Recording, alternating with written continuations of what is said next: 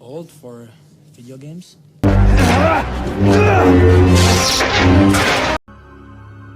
You have failed. The same way, I will destroy you. And my friend is truly dead. Now this is pod racing. Ladies and gentlemen, welcome back to the Graying Jedi podcast. I am UrzaMaster. Joining me as always, Lord Uther and Jedi Master Psyllium Maas. Welcome, Hello there. gentlemen, to the Jedi Council. We are finally reaching the end of Andor. The series, for now, Season 2, delayed till 2025, but nevertheless, this 12th episode of Andor promises audiences a rousing finale. And I have to say, I had high expectations going into this, and they were bested. I mean, frankly, walking into this one, I think we're going to have a lively discussion about it. I think there was a lot of interesting things as the threads of the series thus far have come together in this final episode. But I just think it was one of the more uniquely developed season finales, shall we say, of a Star Wars show. So I can't wait to talk about this, but as always, we have a little background to fill us in and get us caught up. Jedi Master Psyllium Maas, I cede the floor to you, sir. Well, thank you, Jedi Master, UrzaMaster, Jedi Master Lord Uther, and to all of our Graying Jedi fans, viewers, acolytes. We wish you all a very happy holiday season, a Merry Christmas, a Happy New Year. This is the last episode that we will be broadcasting before the holidays hit us in full swing. And we're not only looking forward to an end of the year excitement, but the promises of 2024 and what new adventures they may bring. As Jedi Master UrzaMaster intimated, unfortunately, due to the lengthy Writers Guild and Screen Actors Guild strikes of this past year, a lot of TV and film production was halted, frozen in carbonite, and only recently unthawed with the resolution of said strikes. And with a show such as Andor that has a complicated post-production and visual effects schedule and everything, it is looking more and more likely that it may take up to a year and change to get us a second season. And I wanted to kind of start our discussion before our discussion of episode 12 of season 1, just to sort of prime the pump and get everybody excited for the season 2 when it debuts. We talked a lot this first cycle on our previous Graying Jedi episodes. Make sure you're clicking that subscribe button and checking out the archives there, the Jedi archives. We talked a lot about how the show was divided into little mini arcs, numbering about 3 per episode or storyline, and would jump. Now, season 1, from the pilot to tonight's episode, covers about 1 year in the life of Cassian Andor and his accomplices and enemies and so forth. Season 2 will have the same 3-episode structure as season 1, but they're going to be even more ambitious in sort of the time frame. Now, this show starts 5 years before Rogue One, which means it also starts 5 years before the events of A New Hope. So we are 5 years out from Luke Skywalker, Han Solo, Ben Kenobi, and the droids going to the Death Star to rescue Princess Leia from Grand Moff Tarkin and the Lord Darth Vader. And we've covered a year now. So season 2 will begin 4 years away from New Hope. And as of right now, as we understand it, the first 3 episodes of season 2 will be 1 year. They will span 1 year. That doesn't mean they're going to try to jam a year's worth of activity into 3 episodes. They're going to take an incident a caper, a mission, a betrayal, something from that year, 4 years before New Hope and Rogue One. And that's what they're going to focus on. Then for the next 3 episodes, we're going to jump a year to year 3. And again, it's going to be a seminal moment from that cycle. Then the next 3 will jump to year 2, and the final 3 will be 1 year before New Hope and Rogue One.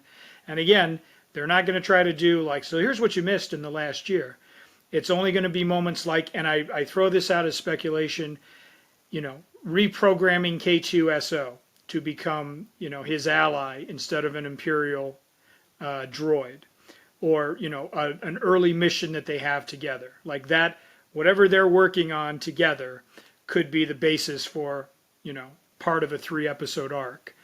Mon Mothma abandoning the Senate and joining the rebellion full throttle and announcing herself as their leader against Emperor Palpatine. That might be built into a 3. So it's going to be like key moments in the rebellion, and key moments with Cassian and these other characters we've come to love, loathe, and respect. But like I said, it's going to be a very ambitious timeline. And I mean, someone no less polished and experienced as Tony Gilroy would even think of trying to pull this off. But that is the plan right now, and we'll see how it develops. Hopefully sooner rather than later. But right now it looks like 2025 will be our target date for the second and final season of Andor. And he claims in interviews that he's just going to take it Rogue One. Like when Cassian goes off to see his informant and learns about a planet killer, that's going to be, basically the next scene after Andor ends would be that scene in the narrative. So it's going to hopefully just fit like a hand in glove, like 2 perfect pieces of a jigsaw puzzle in perfect alignment. So we shall see, and that's season 2, and that's a little bit down the road. We need to finish season 1, which we are doing this evening. Episode 12, Rick's Road. We will take you a journey down Rick's Road. That was the road that Cassian's adopted father, Clem, who was married to Marva, was called out by Imperial troops unjustly. An innocent man was made to swing on Rick's Road and in order to quell any uprising, fomenting of rebellion in Cassian's childhood, and that led to, obviously, the Cassian that we meet in the beginning of this series, who is selfish and immature and only in it for himself. And so that's where we started, and now we're going to find out how it's going. This episode was directed, again, Benjamin Caron, his 3rd and final episode. Tony Gilroy, showrunner, scripted. And Andor was nominated for 8 Primetime Emmy Awards, which will be handed out in early January of 2024. There were 4 for the overall series. The main title sequence received a nomination, Best Drama Series, Best Sound Editing, and Best Special Effects. And then we talked about One Way Out getting a nomination for its writing. That Beau Willimon, the final episode of the Narkina 5 Prison Break. I Can't Swim. That received one for writing. And Rick's Road, the episode we're about to jump in and dissect. It got 3 nominations all on its own. Best Cinematography for a television hour, Best Directing for a television hour, and Best Use of Score. In addition to the main title theme, Best Actual Score for an episode. So 3 noms alone for this episode that we're about to go into. So congratulations and good luck to the team. And this episode has a lot of, I won't even call them Easter eggs because they're not really hidden, but a lot of visual ties and callbacks and reminders of the Star Wars universe. We spent a lot of time saying this show, doesn't care if it's Star Wars or not. It wants to tell the story of radicalization and rebellion. And at the same time, the fans want to see TIE fighters and stormtroopers and so forth. And this one, in addition to those elements, we also had an Imperial shuttle making a glorious opening scene landing on Ferrix. I've always loved the grace and beauty of that particular starship design ever since the opening of Return of the Jedi. And it's a sleek. I have a Christmas ornament that plays the Imperial March on my tree as we speak. Hallmark had created that very ornament, and it's one of my favorites. We also had the Death Troopers from Rogue One making an appearance as body men for Dedra when she arrives on Ferrix. They don't talk much, but boy, they look lethal. And they're pretty good. They're pretty handy with a blaster. They seem to have better aim than their white-suited counterparts there. So those were nice little visual reminders of that we are in a galaxy far, far away.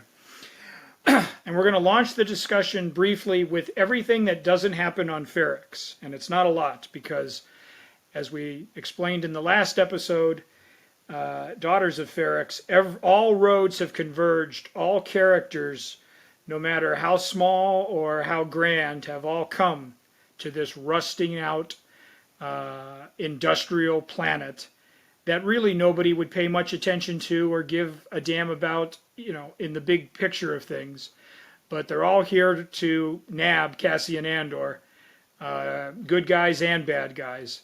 And so there's quite a bit we need to discuss there. But we're going to jump over to Coruscant first, because there are some new plot threads, some potential cliffhangers in dealing with Mon Mothma's story. She gets two very juicy scenes here in the finale.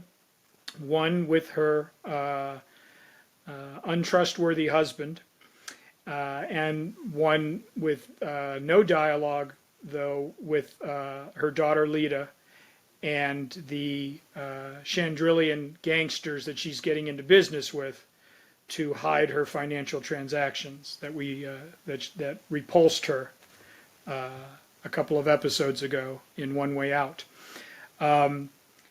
You almost feel bad because she's in a lousy marriage, and that her husband is a layabout and an Imperial supporter, and you can see the dead tendrils of what may have once started off as young, blissful love. But you almost feel bad for him when you realize the con that Mon is pulling, basically, and for the benefit of her ISB driver spy, who, when she asks for privacy, ignores them and just leaves the cabin mic on so he can take down every word, which, of course, she obviously knew that was what was going to happen. And she accuses her husband of being a degenerate gambler and says, you can do that at Canto Bight, Last Jedi reference, but you can't do it here on the home world. I've been shamed enough, don't you think? And he protests, but it's not the protest of a man who's trying to gaslight her or so forth. He literally has no idea what she's talking about, but she's using that as her cover to then get some more liquidity and fluid financials with her Chandrillian network. So even though he deserves a good scolding and all the smoke she's throwing at him, for once he's actually telling the truth. He's not gambling, and he wants to know who's slandering his good name, and she has to play along, right? So I think it pains her to some degree to have to put up that level of sort of public deceit, if you will. Public being like, I have to play this role, knowing that we're not the only ones hearing this. But in the same breath, I think she feels good to twist the knife a little when he says, like, someone is lying. And then I think she gives him on that we can agree, right? So it's funny. He's getting punished and he deserves it, but it's just not for what she's publicly accusing him of, which then gets turned back to the ISB, that he dutifully runs off and tells his handler everything that was said. Keep at it. Keep listening, blah, blah, blah. Was she more upset about the lying or the gambling? I think it was the gambling, sir. So your brief reaction, and then we have our second movement. Her indecision and her hesitation to allow her daughter to continue these ancient Chandrillian traditions and formalities, young courtship, young marriage, steeped in their religion and culture, whatever, apprehension she had over it, that's a scar she's going to have to bear in order to further, again.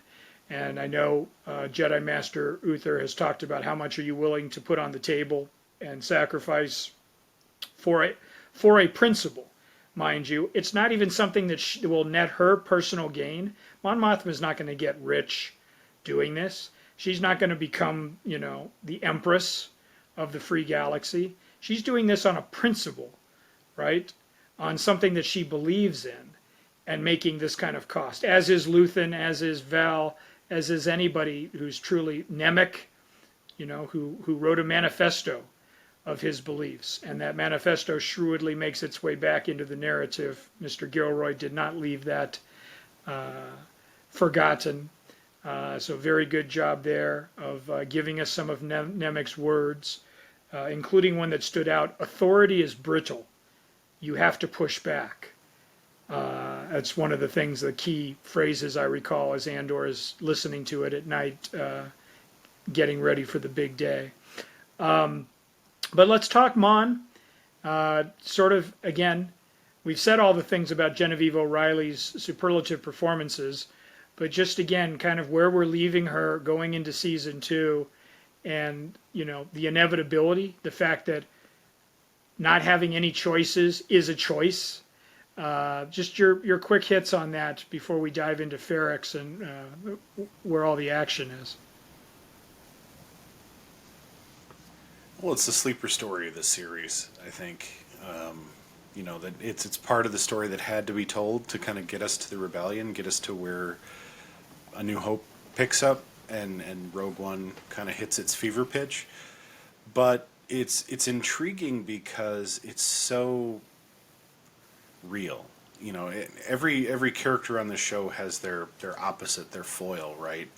Mon Mothma and Luthen are opposites of each other. Luthen is very dedicated, very hard-edged, very, okay, this is what we have to do, go out and execute.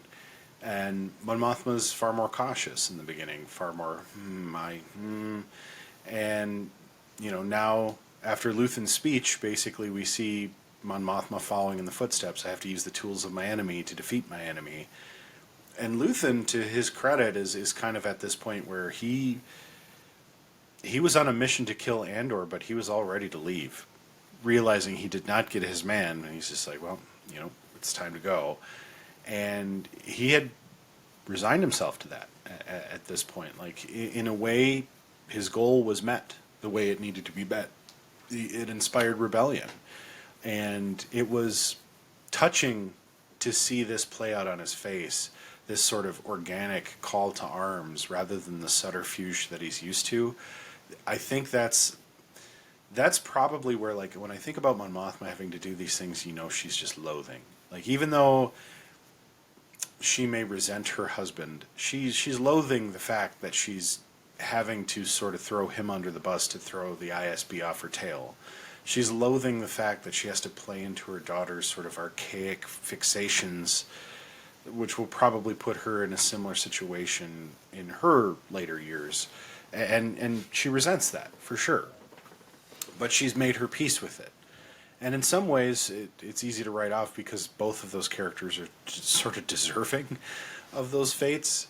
And Luthen, on the other hand, is sort of getting his just rewards, in a way of, he has taken the tools of his enemy and broken his own principles to further the cause, and now he's being justly rewarded for it. Like, he's actually seeing a whole planet basically rise up into rebellion and doing all the things he wishes that could just happen. Like, he wouldn't have to sacrifice 50 people and a solid rebel leader, to the Empire just to inspire more people to rise up. He doesn't want to do that. He wants it to be easy, but he knows it's not. He's willing to do the hard thing. And finally, it's starting to pay off. And it's almost this sort of like, I call back to King Claudius in Hamlet. You know, this defeated joy is a great way to put it. You know, it's one eye up, one eye down. You know, he's very pleased with what's going on against the Empire. He's also realizing kind of in that moment, you know, it's kind of a bittersweet taste because he just had to send 50 people to their death just to put him in this position to begin with. And that stings, but things are at least moving in the right direction. And that's like Mon Mothma's story is really like you would not feel as full and complete of a picture if you didn't have that right next to Luthen's. I think it makes the show way stronger having the two there. Well, I think they've both been doing things from a distance, and in this episode, they're finally seeing it on the front lines. And if you look at the expression on their faces, in my opinion, I think it's a holy cow moment. I mean, Mon Mothma, you know, she knew this was going to happen eventually, but actually be standing there in the presence of it, knowing that she sold herself out, right? She sold her kid out, and now she's in the moment. And I think there's a difference between being behind the scenes and creating moments and then actually being in the moment. So she's finally in this moment, right? She's been manipulating everything from behind a curtain, and now she's got to face it. And I think Luthen finally got into that same position, right? He's always been manipulating from a distance. You know, oh, 50 people here die. Yeah, that's really bad. I feel bad about it. Okay. Oh, this guy, like, you know, I'm watching everything he does, and I'm threatening him with death. Okay, fine. Now he's actually standing there. And I agree, right? He gets to see this planet rise up, but, like, he's in the thick of it. And I think, because we haven't really seen anything previous, that's why I'm like, I think this might be one of the first times that he's like, holy cow, this is actually happening, or I'm actually involved in it. Instead of being, you know, the puppeteer behind the scenes, I'm actually here physically witnessing it happen. And it almost seemed to me like he was caught off guard with it a little bit. Like everyone else there was too, right? Like even the Empire was kind of caught off guard with what was going on, and those people kind of rising up. But I like how that played out with both of them having that experience of, oh, this is real. Like, this is happening, and I am propelling this forward, and I'm actually seeing it in front of me.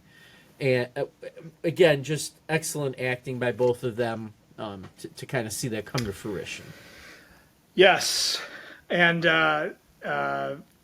we hope, as with this new fractured jumping forward, you know, a year at a time, we hope we will get to catch back up with Mon as she, you know, further turns from Imperial Senator that everyone tunes out to rebellious face of resistance that Palpatine can't ignore.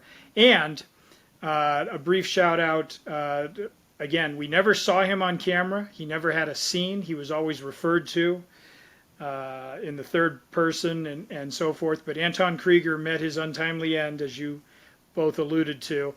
And I just loved, like, it was almost like the office saying, hey, have you heard? You know, hey, come on down. We're kicking the crap out of Krieger. And they go down there, and they might as well just have, like, little, right, you know, solo cups, you know, like sipping it, you know, like watching watching it on the view screen. But I loved Lonnie back at his post, you know, maintaining the facade of a dutiful Imperial bureaucrat. And I love the line from Dedra's supervisor, the major or whatever. We are wiping the taste of Aldhani from the Emperor's mouth. And it was just, I don't know, it just sounded like something like you could see Palpatine being particularly vexed. They stole an entire Imperial payroll. Right. So, yes, someone got Force Lightnings for that behind the scenes. And then they went out and started doing that there. All right, so let's just do this real grab bag idea of Ferrix because there's so much going on. And every major character who's had a line or a visual basically shows up or is part of the the furious finale. And I'll just kind of list them out for you guys and our viewers, and you guys take the direction that you think it's there. Because ironically, again, in a show named Andor, there's a lot more going on than just what with Cassian and his intentions and missions, although his final scene is a corker, and we'll talk about that as well. But I mean, we have Vel and Cinta, right? Still sort of struggling with an economy of dialogue, the frustrations of trying to have a full-on connection and romantic entanglement amidst, you know, the swearing the fealty to the cause, if you will, and what the show illustrates with that. We have Cyril and the Sergeant, you know, making their way there, and Cyril interacting with his favorite crush, Dedra, who gets herself in a little bit of a pickle when the crowd grows unruly. We have Luthen, obviously. He can't just leave his Confederates there to do the job. He's there to be on the ground, and if he can help end the situation, neutralize Andor, he's going to do it. We have Dedra, you know, who is, you know, sort of taking charge and overseeing the efforts to capture her suspect. So they're all there, and we even have the characters like Brasso, you know, the junk pile worker who we met in episode 1, and you know, you barely really register him just beyond as Andor's buddy, but here he is with a major role with Marva's brick and looking after B2 EMO. And I'd like to point out that the entire civil unrest really kicked off not with Marva's stirring speech, which I'd also open for discussion, but the fact that they dared to upend B2 EMO. Like, nobody messes with a droid, and to just turn it over like it's, you know, refuse or slated for an Ugnaught junk pile, no. That, as soon as that line was crossed, fists came out, blasters were drawn, and everything went sideways. And I was pleased that B2 survives the carnage and is not sacrificed. And there are people that we get to see, I mean, like, you know, shopkeepers and other, you know, visualists, other supporting characters, you know, they don't get a lot of dialogue, but they, you know, they're fighting against the stormtroopers and then they get gunned down. I like seeing Anvil Man not only return, but he gets to take a stormtrooper and send him to a plunging doom. So there's a lot. The gangster that Andor owed money to, he returns, right? He's there to sell him out and narc for the Imperials there. I mean, Gilroy didn't really leave many stones unturned or unlooked at there. He even had the shopkeeper's son, the shopkeeper who was tortured before Bix and ended up dying. The Imperial's like, can I hang him? Can I hang him? And Dedra's like, you know, if you must. He's like, goody. We see the radicalization. I mean, it's pretty on the nose in terms of what it's signifying, but there he is building a homemade improvised explosive device, which later goes off and sets off Imperial armaments and creates that chaos that allows, you know, the citizens of Ferrix. And Marva's speech, I mean, there's a lot to take out and parse in that, but I loved her line about, you know, we were indifferent to it, we were just in it for ourselves, we stopped caring about each other, you know, the Empire is a cancer, we let it grow, and now it's here, you know, and we have to remove it, in essence, and, you know, you need to fight. And you have this group of citizens, you know, in kind of a thing that reminds you of a New Orleans street funeral, playing their instruments and leading a procession down the crowded streets, and everybody, you know, waiters, baristas, you know, mechanics, everyone is joining in, whether they're not, they had a one-on-one relationship with Marva or not, but the citizens of this community have all come together. And then you see the Imperial might, the speeders, the blasters, the snipers, the heavy artillery, and they're no match for them. And I don't mean in a sense of physical, but you can even see as the standoff before, all hell breaks loose, they're panicking, right? And I think it's a throwback to Andor's line on the Alhani mission. Power doesn't panic, they're panicking, and they can't keep it together. And it's the strength of these people who finally realize, hey, enough's enough. So, like I say, guys, take it anywhere you want. Any character that jumped out or scene or moment. Again, not just for this episode, but setting up a possible future season. Keep an eye on Cyril and Dedra. That's all I want to say. But let's get some main thoughts on Ferrix and how that all shook out. That whole thing was very Boston Massacre-y, right? I mean, you've got the standoff, and we know those situations will rarely end with one side walking away. And again, very apparent that at some point we were going to see fisticuffs that were going to go down. But that's, to me, it's just going to sound kind of weird.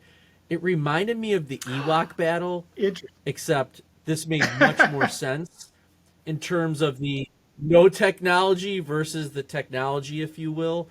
The one thing they have in common, and I think this is something that we just see throughout history anyway, motivation is, motivation for people that are desperate is a very scary thing, because they will overwhelm people. They will do whatever they have to do to accomplish that goal or to accomplish their objective or to free themselves, in a sense, where the Imperials are just there because they're told to go there.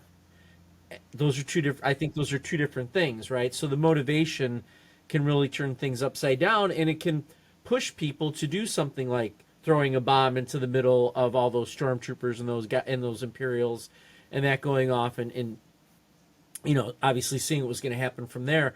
I also loved how, they were willing. Someone actually is dragging B2. What's this? Why am I wish? Yeah, B2. Like, there was one of those people was so concerned they were literally putting their life at risk, their human life, to drag him out of there, which I thought was pretty cool too. And then we just have Cassian putting himself out there, going after Bix, right, to try and save her. So all these things converging together, along with Marva's speech. I mean, there's just so much happening that watching it, even for a second time for me, like, you could feel almost the pulse of the episode through the pictures and the music and the dialogue. Like, you could feel the tension. You knew it was going to happen. You knew it was just a matter of time. And I loved the curveball. To me, it was a curveball of Marva. Like, Marva had filmed this whole thing looking to inspire these people to rise up against the Imperials, And again, one more thing from history that I tell my students all the time too: conquering is very easy. Holding is always the toughest part, because eventually the people are going to rise up against you. Even if they want you there at first, they're eventually going to rise up against you, because it's their culture, it's their town, it's their whatever. In this situation, it's their planet, and they've had enough, right? Like you said, like they wake up to the cause, and they're willing to do whatever it takes. So brilliant episode. Love the confrontation at the end. Not even a confrontation, but you've got Andor saying, right? It's either kill me or take me in, right? And Luthen, to me, Luthen doesn't hesitate. Like, all right, let's do this. So it's. But the thing is, he had drop on Luthen. Luthen let his guard down long enough. He did. If Andor wanted him dead, he was dead to rights. And that, I think, and it was even more of a testament to his sincerity that he said, "There's my gun. Go ahead. Let's do this." Or I can be an asset. And I'm sure you and UrzaMaster, this is the arc now, because this Cassian is not the Cassian we were introduced to when he killed 2 corporate authority officers on that rainy, brothel planet in the beginning. Like he would never have risked his neck for Bix, no matter what she meant to him or didn't mean to him, and he never would have, he believes now. Like it took us a year and 12 episodes, but now we get it, and I'm sure you guys have further thoughts on that as far as what how it started and where it's going. Well, he reached the tipping point, right? I mean, Marva's death and then Bix being held captive like that. Now he's all in, and there were, and we saw times throughout these episodes where we weren't sure if he was going to be all in a sense. And again, this just seemed to be the thing, that makes it happen. So I talked enough there, Master Urza, Jedi UrzaMaster person. Yes. Yeah, I mean, this is definitely, it took. There were a lot of pushes, right, to get Andor to where he needed to be, but I think, I think realistically he was already there. He had it in him, and Luthen recognized it, and I think Aldani really brought it out. And it was when, I forget the kid's name. Nevin. Nemec. It was when Nemec died on the table, and the only thing that kept him from jumping in, feet first or head first at that point was the fact that it seemed so fragile. There was subterfuge right there. Let's split the money and take off. And he's like, oh my God, like I can't get on board with a rebellion that's like this, and that scared him. And then, the whole prison ordeal, like that was very formative as well, where he had to essentially lead a rebellion to escape, certain slavery and doom. And, he was galvanized. Like he was ready to just work out a sentence and just, hopefully get out of there. But it didn't take long to realize that nobody's getting out of here. And, so I think it was always there. He was like in denial of it. And Marva sowed that seed, and I think, she left those words for him to be passed along by his buddy in the, in the sewer there. And that video wasn't really addressing the people of Ferrix. Not really. I think, Marva made that with the intent of, sure, the people need to hear this, but this is for Andor. This is for Cassian to come to his senses and realize, like, he has this within him. He has this potential. He's as connected as she was. Everybody knows him. He could have led the Ferrix Rebellion, or he could lead something even bigger. He'll be an unstoppable force when he finally wakes up to the cause. And that to me was such, like, he's going to bring balance to the rebellion moment. But I thought it was very apropos too that her brick is used to like beat the tar on a stormtrooper. Like, she's right there in the thick of it. She would have loved that, and that's like, I thought of it for a moment from the terms of like a funeral. If you were a rebel, and you were on your deathbed and like you were gonna kind of go quietly, to disease or whatever or old age, would you not want something like this to be kind of your lasting legacy? Your brick, is the one that's thrown. Your brick is the one that kicks off, in earnest at this point, really is kicking off the rebellion. Till this point, the Rebel Alliance isn't even an alliance. It's a few little skirmishing, people here or there, and a little bit of subterfuge from a couple of big money players. It's a criminal enterprise. It's a law enforcement problem. I mean, yeah. The rebellion. I mean, up until. Yeah. Right. Well, and that's the thing. That's why the Emperor really doesn't give a shit. I mean, to be honest, like Aldani, yeah, does that probably make him mad and, make him exercise some willpower over his subordinates? Of course it does, because he's the Emperor and he's got to put on that facade. But he really doesn't care. his thing is let's exterminate the Jedi. Let's galvanize our ultimate power in the universe here, and he could give two dookies for what these minor ruffians. I mean, that's why the Hutts are still a thing. That's why like all this stuff is still allowed to go on outside his purview, because his focus is completely elsewhere. He it's the this mentality that nothing can topple or nothing can sink the unsinkable. It's the Titanic mentality, which is it's amazing to see this play out on this kind of stage. But I think there's so many unsung storylines that also drive this episode. I think Val's love story here, you really get this sense from her in this episode that she doesn't want to really be there. She kind of can see the pot starting to boil, and she's like, hey, we gotta get the hell out of here, or we're gonna get, we're on the verge of getting roasted. And she just wants her girlfriend with her. Like, I think that's kind of something she's seeing through having visited Mon Mothma and seeing what's going on with her and her daughter, sort of realizing in this moment that there are things that are kind of getting lost to the cause, and one of them being her relationship. So I thought that love story was really great to see a new dimension added there, and kind of how she's almost taking a reverse course from Cassian. She's kind of drifting from her commitment to, Jesus, this is what I really want.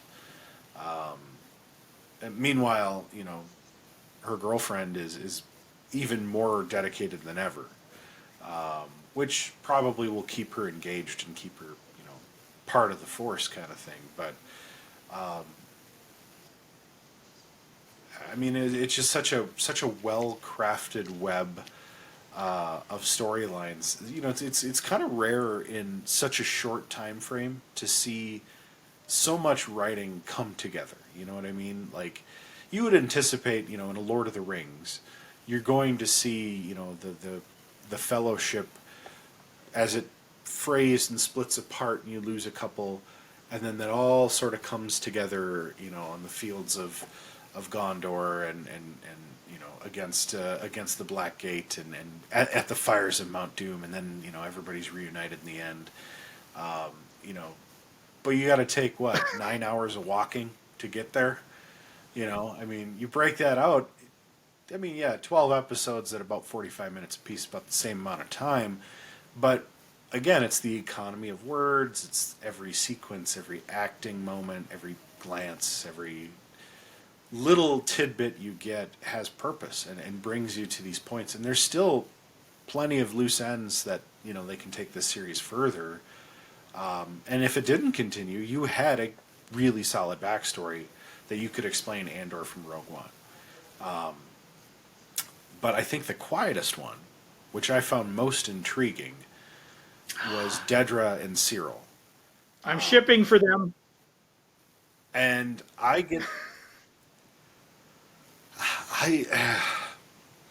for the first time ever, you see the armor of Dedra drop, and true terror, in this moment. Because, the whole time you think she's just fearing for her life, and sort of this, like, she's getting trampled, she might get shot, she's like, uh-oh, this is probably it. Really, her fear is not so much that she's about to get shot or trampled. Like, she marched in there with her blaster all ready, all gung-ho. But now she's being led into a dark room behind a locked door at gunpoint, and there's true terror on her face. And she's going to fight back with whatever she can. And it's Cyril. But I think this speaks to sort of a different kind of violence that I think actually frightened her.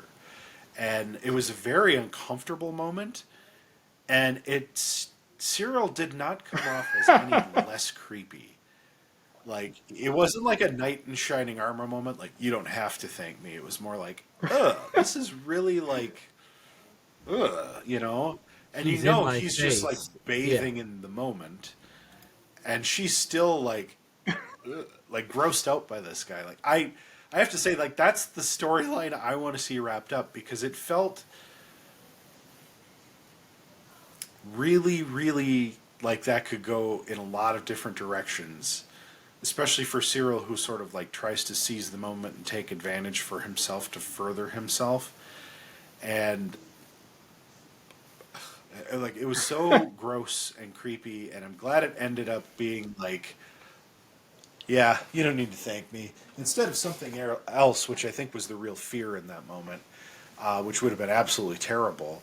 And I'm sure Disney would never have let that go through. But I mean, that's the reality of being in these sort of riotous situations. You know, that I don't think it was I don't think that was their intent to brush on that. But the real thing is, when you have a freedom fight going on, there's a lot of dark, horrible stuff that occurs on both sides, right? And it's something that Star Wars kind of always sort of dances around, but hints at. When they tell sort of these side stories, like Solo, I think touched on this a little bit of, you know, how a kid with virtually no name grows up on what's essentially a slave planet. You know, there's some real dark stuff going on in the universe, and it's the same thing in a freedom fight. You know, you get this riot where, you know, this Bloody Sunday type moment where it's like, yeah, some good things are going to come from this horrible moment, but in the moment, you know, it's not just the bludgeoning of one side and the other side. There's all these other things that are going on, because this is war, right? War comes with a lot of dark stuff. And this was that one hint at some of the other things that happen in moments like these, that it really made me hold my breath for a villain. Like, you're like, ooh, like, yeah, if she got shot there, I'd be like, well, you know, there's your just rewards for being an imperial sort of B word. But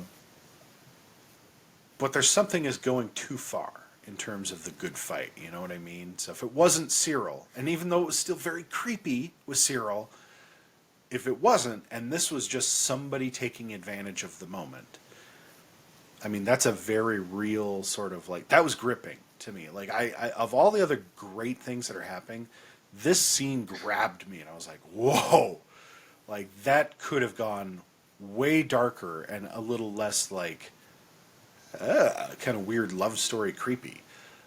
Which I hope it's more of a weird love story creepy. Although I could see where they get back to Coruscant and she's just like, lock this psycho up. Yeah, arrest him. But, you know, to kind of go back to what I talked about with Luthen and stuff, I feel like same thing with Deirdre. Like, that's her first time on the front lines, right? Like, again, she's been manipulating things from afar. It's like they're finally all they're finally getting a taste of it, right? Like, you know what I'm saying? Like, again, they've been manipulating everything from behind the scenes, and now they're actually there, and I think it throws all of them off. In an interesting way, A Taste of Armageddon, which we covered on our other award-winning podcast, The Warp Core, it sort of speaks to this in the abstract, where they're fighting a war using computer simulations and by not facing the carnage up close. But here, we just have that sort of personified in the sense that, as you say, the spy master, the bureaucrat, you know, once they taste smoke and once they are nearly decapitated by a blaster bolt, I mean, the stuff gets real. And I think that's those two, it's actually a thing about it's all well and good when you're sitting in the conference room laughing at Anton Krieger getting massacred. It's another thing if you're at the power station on Spellhouse and Anton Krieger and his troops are getting massacred, and your troops, because they're fighting back, obviously. So it's a whole different kettle of fish there. So, and in something that will never be, probably never be brought up again, but sort of a nice little coda, a nice little in gag. You know, we thought on Narkina 5 that this could have been just some form of busy work. You know, that the Empire was just getting people to build widgets and just, you know, use them as indentured servitude and so forth. But Tony Gilroy springs it on us that these widgets are actually vital Imperial technology, being installed one by one into a sensor array dish. And as we pull back further and further, if you want to talk about, Easter eggs and shout outs to the fans, I mean, that was no moon. That was a space station. And still a few years off from terrorizing Scarif and Jeddah and Yavin and Alderaan. But to see the Death Star there in the end, and you know what? Some people might complain, oh, that's cheap. Why would you?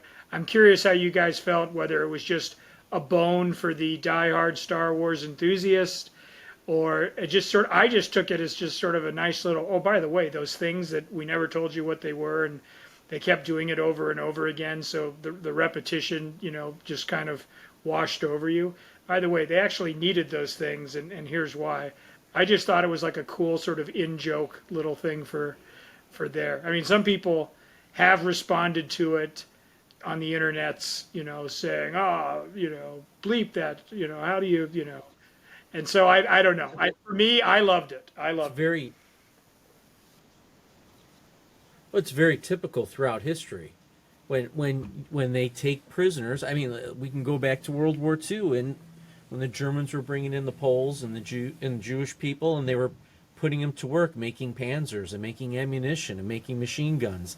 It's to for the cause against those people. I mean, that's a common thing that you're going to see throughout history in a sense. So, to me, honestly, it made sense in that way, like just to use prisoners to do that type of work, and then of course it's going to wind up being there. To me, it made sense, but that's just me.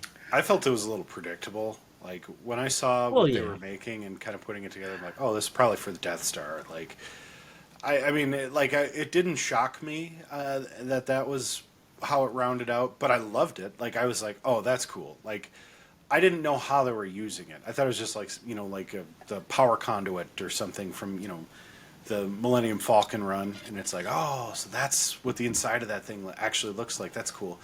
But it's rad. Like it didn't ruin the moment, but it was definitely something like, okay, I'm pretty sure, and that's why they had humans making it, right? Because it had to be right.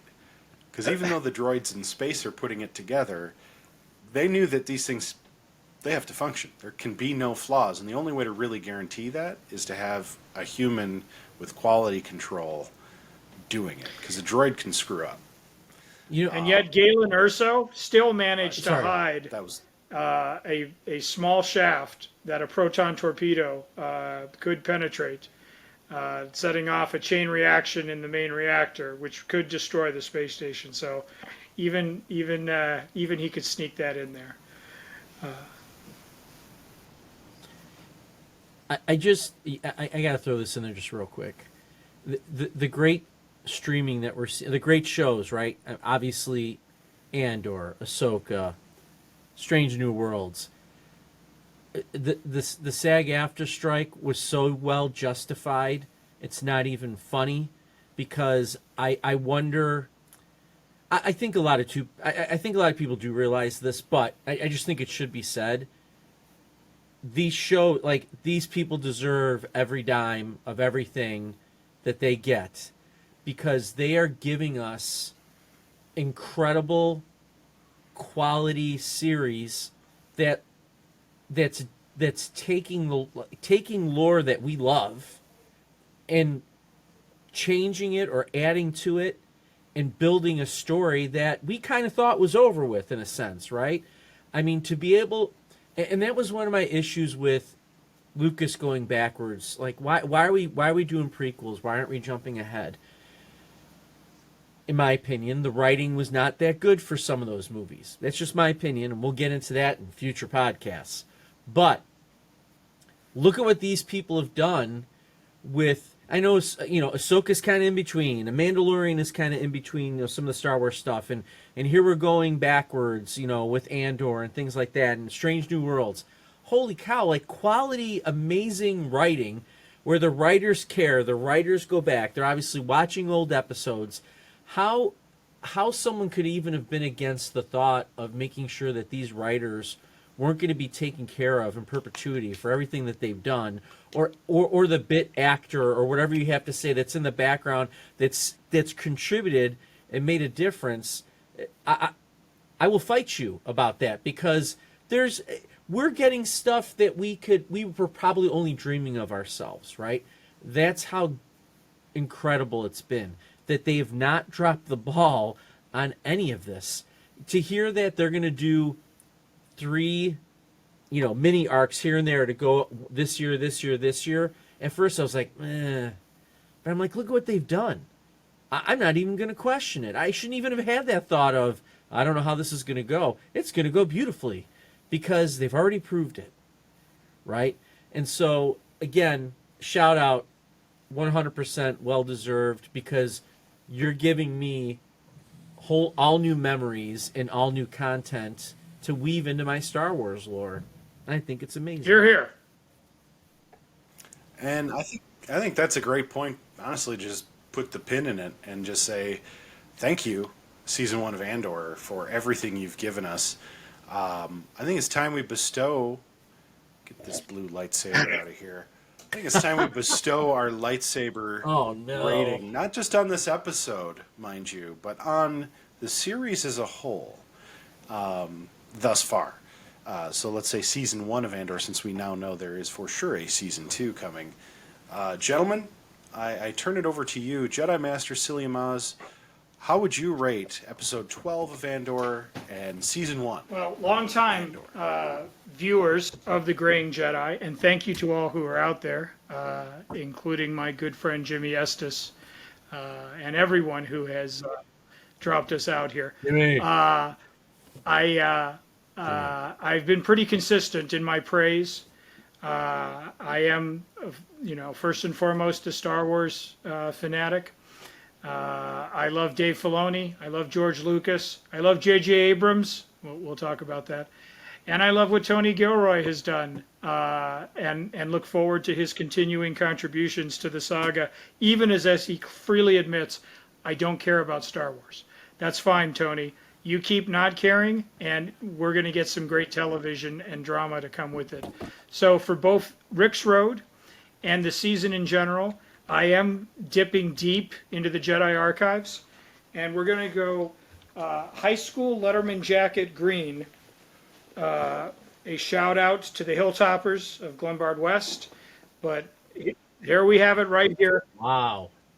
No, I can't button it, so no, and you can't see that. So we're not going to show. Perfect. I'm not going to stand up, but it's on my shoulders.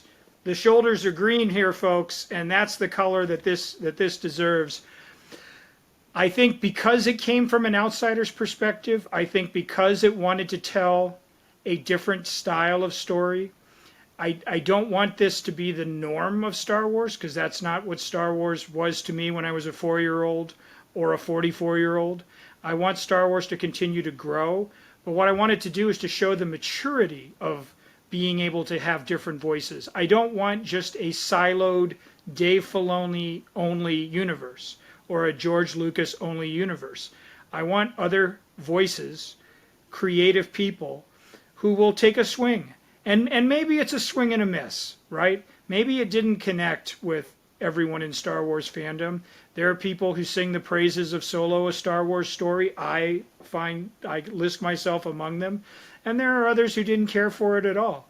And I mean, that's where people, of good intent and reasonable backgrounds can agree to disagree or, come together in understanding, which is what hopefully the Star Wars universe teaches us to do, and to clock into that life force that penetrates us, binds the galaxy together.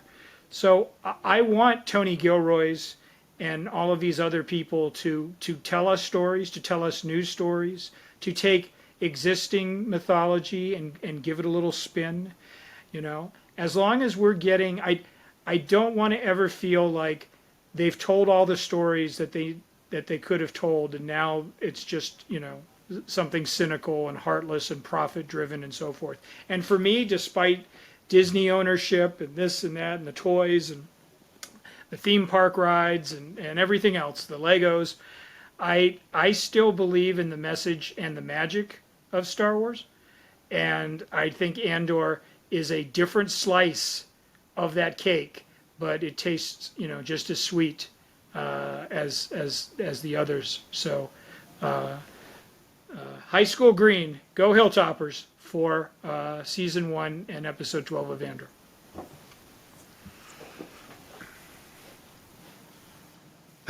Follow that. Oh, follow it. I'm about to top it, my friend. I mean, I'm going to go Dale Cooper. Dale Cooper Green. Because, Sheriff, what kind of fantastic trees have you got growing around here? Firs. Douglas firs. So, my friends, Dale Cooper Green, it doesn't get any better than this. Yes. I'm out. That's it. Dale Cooper Green. That's it. This is such a beautiful series. I cannot wait for it to continue. 2025, you're too far away. That's it. UrzaMaster, Jedi Master of Urzas. Follow that. I lack a visual aid in arm's reach, and I sweat to get off camera to find one, and I find my lack of green disturbing. Oh, wonderful! But let's see if we can't come up with something on the fly, because I feel a little remiss. A dollar bill? You can A do green it. card? Oh, here we go. Dollar bills. Hopefully you guys are ready for this as I bump my mic. I'm going to give this a Nice. Donkey Kong Country Oh my! green. We are not worthy. Wow. We have topped ourselves tonight, my friend. No, let me tell you, I came into Andor. I didn't watch this series because there was a lot. Like Mandalorian and Andor seemed to come out at like the same time. There was a bunch of episodes. I didn't start watching it when it came out, so I just felt behind. I'm like, I don't have time. I don't have time to catch up. There's so much Star Wars, and people were talking trash. Kind of like I didn't see Solo right away. So I still haven't watched Black Widow for the MCU fans out there, but I want to, because you hear mixed reviews about anything.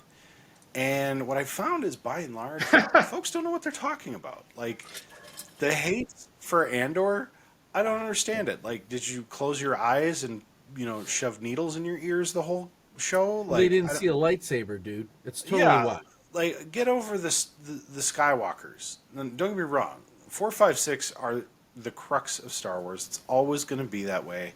There's only one trilogy. It is of the Jedi, not of the King. Even though I'm a huge Lord of the Rings fan, but it's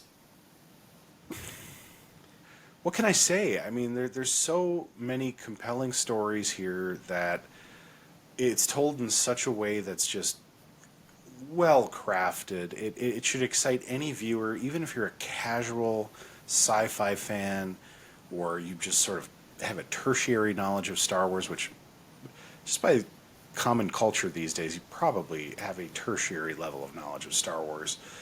I'd recommend the show to anyone, and that's the kind of show you don't see too many times in your lifetime. I don't think I could walk into any given coffee shop and point at a random person and be like, "You go watch Frasier." Like, Frasier's a great show. Don't get me wrong, but that's an odd recommend. But if I ran into somebody who's like, "Oh man, have you seen Andor?"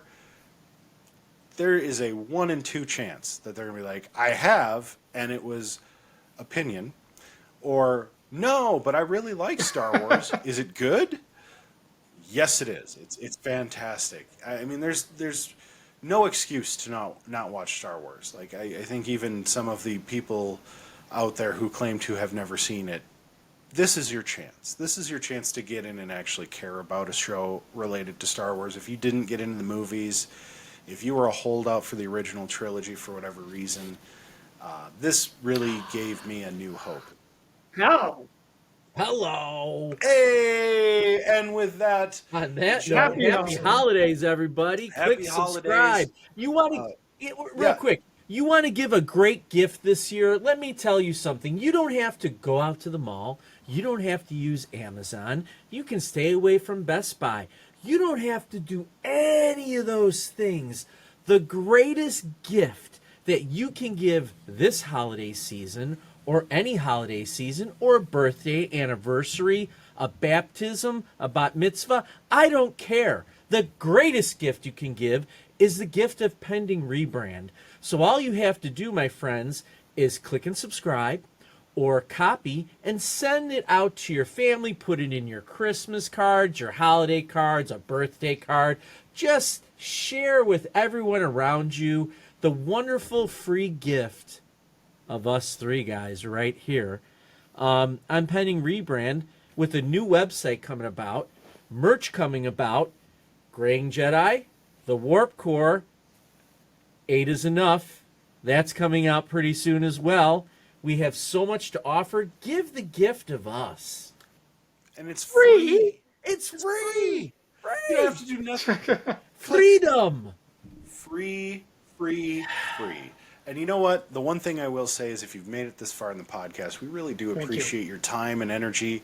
The more you watch of our podcasts, we hope you're entertained the whole time. But it really does help us out if you watch the shows. The shorts are great, and we want to keep those fueled out entertainment. But this is our bread and butter, so we just want to say to our 602 and the other millions And millions of subscribers to be out there, thank you from all of us at the Jedi Council, the Graying Jedi, pending rebrand. Our typical send-off here is may the Force and be also with you. Star Wars Holiday Special.